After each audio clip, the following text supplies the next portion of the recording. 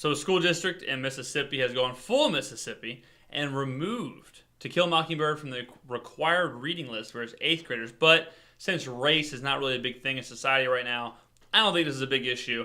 I'm going to go ahead and excuse myself in the video. Thank you very much for watching. He is expected to kneel once again and protest to what he says are social injustices to African Americans. And that's the slippery slope of all this KKK Nazi stuff. Because the representation of those flags in the KKK is what? The whole damn system is guilty as... Okay. All right. We'll talk about it.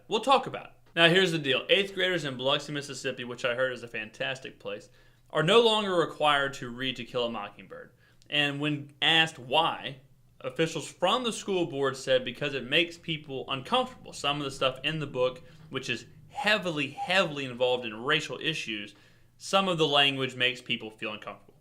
And to me, that's the issue. The issue isn't with To Kill a Mockingbird. Let me get this straight, okay? Let me just, between me, you, and the camera, I think To Kill a Mockingbird sucks. I think the book sucks. I think the movie sucks. I read it in 8th grade, maybe even before that. I think it sucks. Yeah, I know a lot of people like it. I know a lot of people are attached to it. Not me, okay? So it's not about the book. It's about the idea that if something makes you feel uncomfortable, whether it's in a learning situation or just in general, just boop, delete, boop, backspace, see ya. Doesn't exist, gone. Protest, see ya. That's not how life should be. I've said that in videos before. I'm all about critical thinking. I'm all about seeing the problem. This makes me uncomfortable. Why does it make me feel uncomfortable? Self-reflect, kind of see what to do from there, and then move on. But this whole idea that in our society, if something makes you feel uncomfortable, you can just raise your hand, this makes me feel uncomfortable, and it goes away forever. You know what makes me feel uncomfortable? Quadratic equations. You know what made me feel uncomfortable in 8th grade? Geometry. Take that out of school. Why did they remove that? Because they don't think about that when it comes to something else. Racial issues, societal issues, it's not healthy to just delete them, to just remove them. Now, if this was Seattle, Washington, they said, you know what?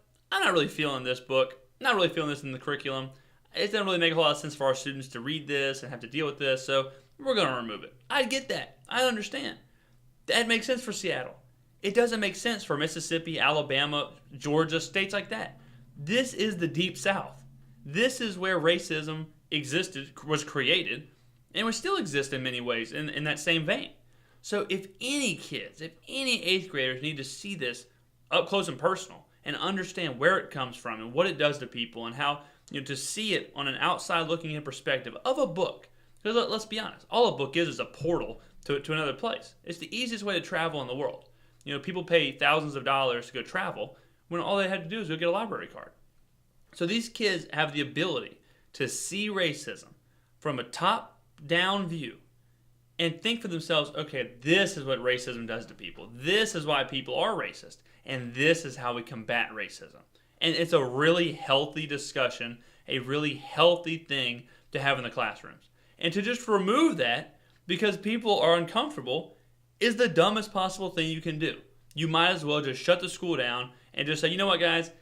Anything that makes you uncomfortable, we're not really feeling, so y'all just come in, do PE, do lunch, because no one's uncomfortable there, and then I'll see you later.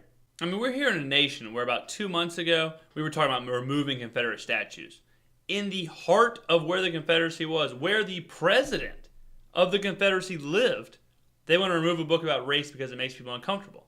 This is the time to talk about race. This is the time to inform, to educate, to kind of start the discussion with these 8th graders. This is not the time to remove that.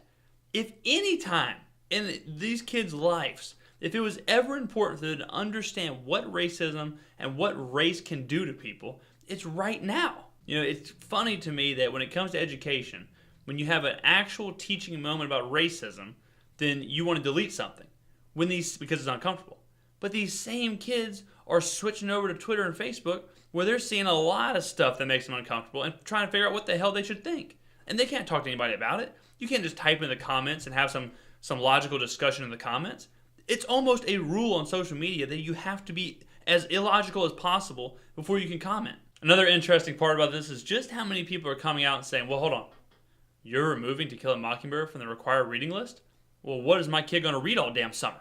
You don't have to just read the books that are on the required reading list. If I just read those books when I was in high school, I would have read To Kill a Mockingbird and cheaper by the dozen, and that's about it. Here's some advice from me.